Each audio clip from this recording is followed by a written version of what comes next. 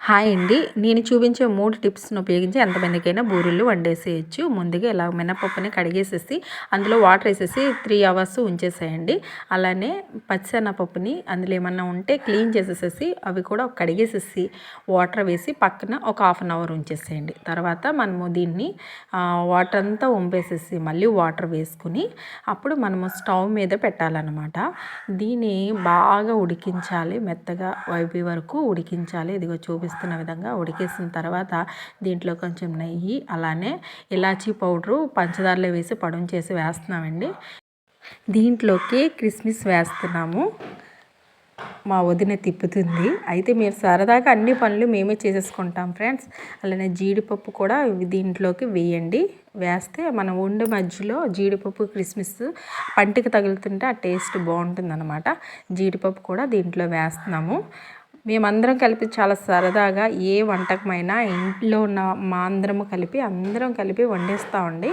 ఏ వంటకమైనా పెద్ద పెద్ద వంటలకైతేనే వంట మేస్త్రిని పిలుస్తాం అన్నమాట.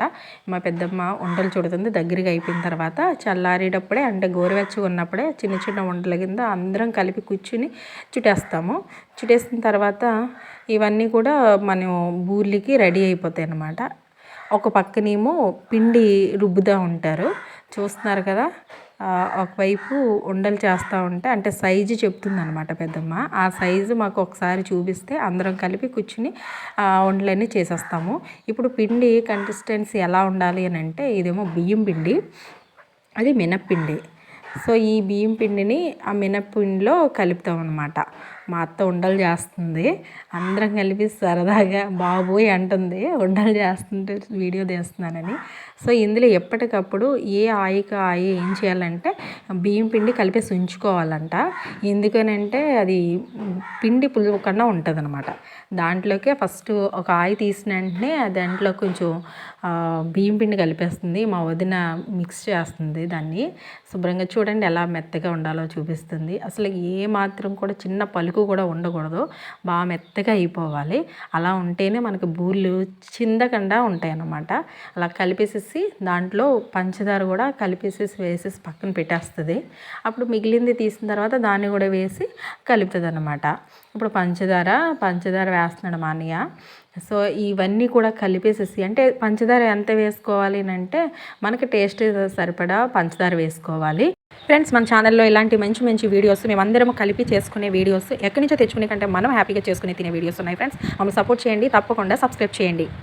ఖచ్చితంగా మెజర్మెంట్ కావాలి అని అంటే 100 మందికి 1/2 కేజీ మినప్పప్పు, పచ్చిశనగపప్పు 1 కేజీ, అలానే 1 కేజీ బెల్లం, 1/2 కేజీ పంచదార. ఇది 100 మందికి ఖచ్చితంగా సరిపోతుంది ఫ్రెండ్స్.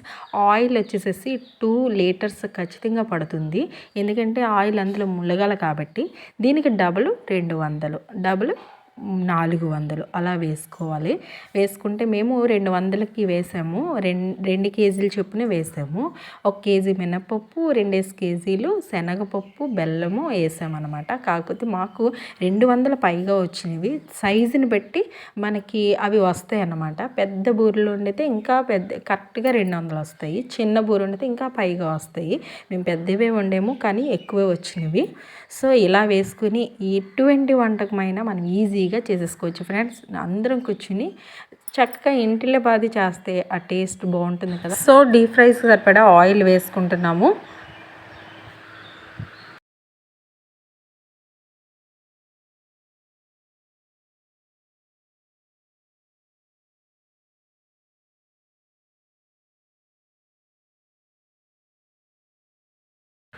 ఉండలు కూడా రెడీ అయిపోయినాయి.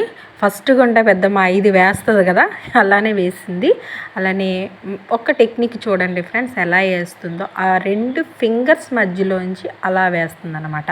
అప్పుడు ఏమవుతుందంటే ఆ ఉండ అనేది బయటికి రాకుండా పిండి అనేది కవర్ చేస్తుంది అన్నమాట. సో ఇటువంటి టిప్స్ బాగా యూజ్ అవుతాయి ఫ్రెండ్స్. మనకి పెద్దవాళ్ళు చేసినవి చాలా మంచి వంటకాలు, మంచి టిప్స్ ఉంటాయి. నేర్చుకోండి ఫ్రెండ్స్. మన ఛానల్ ద్వారా నేర్పించాలనే ఉద్దేశమే. సో బూరెలన్నీ రెడీ అయిపోయినాయి, చాలా బాగున్నాయి కదా. తప్పకుండా లైక్ చేయండి ఫ్రెండ్స్. మీ ఫ్యామిలీ మెంబర్స్కి షేర్ చేయండి. Please subscribe my channel.